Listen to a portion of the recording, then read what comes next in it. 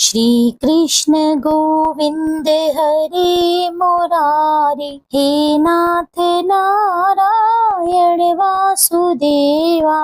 ओम श्री विष्णवे नमः। जय श्री कृष्णा। अजय एकादशी की आप सभी को ढेरों हार्दिक शुभकामनाएं। श्री हरि का आशीर्वाद आप और आपके परिवार पर सदा के लिए बना रहे। भाद्रपद मास के कृष्ण पक्ष में पड़ने वाली एकादशी का यह दिवस अत्यंत दुर्लभ और पवित्र होता है। इस दिन किया गया आध्यात्मिक कार्य व्यक्ति को अनेक गुना अधिक फल प्रदान करता है। अजय एकादशी का व्रत करने और व्रत कथा मात्र सुनने से अश्वमेघ यज्ञ के समान फल प्राप्त होता है। तो आइए भगवान श्री हरि का ध्यान करते हुए, उनका स्मरण करते हुए अजय एकादशी व्रत कथा का श्रवण करें। बोलिए विघ्नकर्ता भगवान गणेश की जय, भगवान श्री हरि की जय। एक बार अर्जुन ने भगवान श्री कृष्ण से कहा, हे पुंडरीकाक्ष, मैंने श्रवण शुक्ल एकादशी अर्थात पुत्रदा एकादशी का विस्तार पूर्वक वर्णन सुना।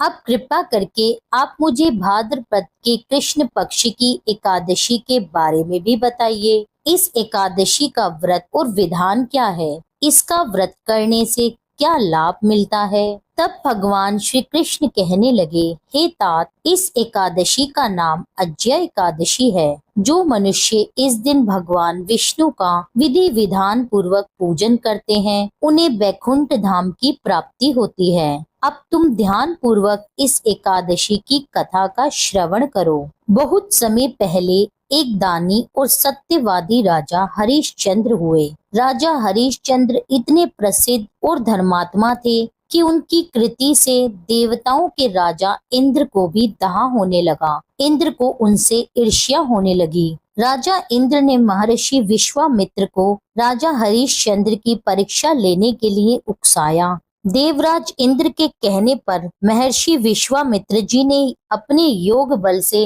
राजा को ऐसा स्वप्न दिखाया कि राजा ने स्वप्न में ऋषि को अपना सब राज्य दान कर दिया है। दूसरे दिन महल से विश्वामित्र जी अयोध्या की तरफ आए और अपना राज्य राजा हरिश्चंद्र से मांगने लगे। स्वप्न में दिए गए दान को भी राजा ने स्वीकार कर लिया और श्री विश्वामित्र को सारा राज्य दे दिया। महाराजा हरिश्चंद्र पृथ्वी भर के सम्राट थे।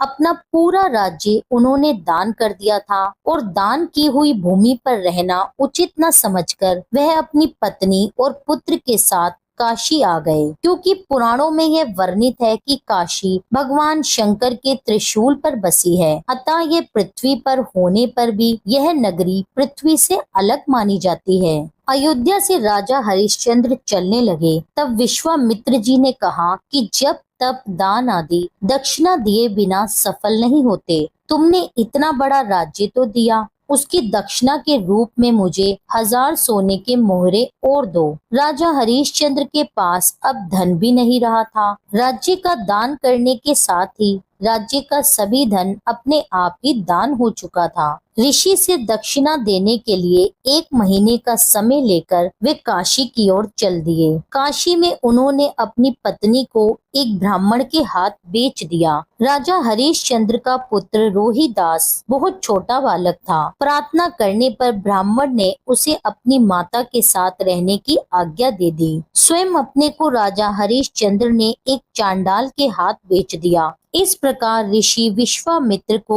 1000 मोहरे दक्षिणा के रूप में दे दी। महारानी अब ब्राह्मण के घर दासी का कार्य करने लगी और राजा चांडाल के सेवक होकर शमशान घाट की चौकीदारी करने लगे। वहाँ जो मुर्दे जलाने के लिए लाए जाते थे, उनसे कर लेकर तब उन्हें जलाने का कार्य चंडाल ने उन्हें सौंपा था। एक दिन शमशान भूमि पर गौतम ऋषि आए। राजा ने ऋषि को प्रणाम किया। गौतम ऋषि कहने लगे कि ये किसी पूर्व जन्म के पाप के कारण आपकी यह दशा हुई है। यदि तुम भाद्रपद के कृष्ण पक्ष में आने वाली अजय एकादशी का व्रत करो और एकादशी व्रत कथा सुनो। राजा ने गौतम ऋषि की बात मानकर अजय एकादशी का पूरी विधि विधान से व्रत किया। उधर एक दिन राजकुमार रोहिदास ब्राह्मण की पूजा के लिए फूल चुन रहा था कि गलती से उसे सांप ने काट लिया। सांप के काटते ही उसके समस्त शरीर में विष फैल गया।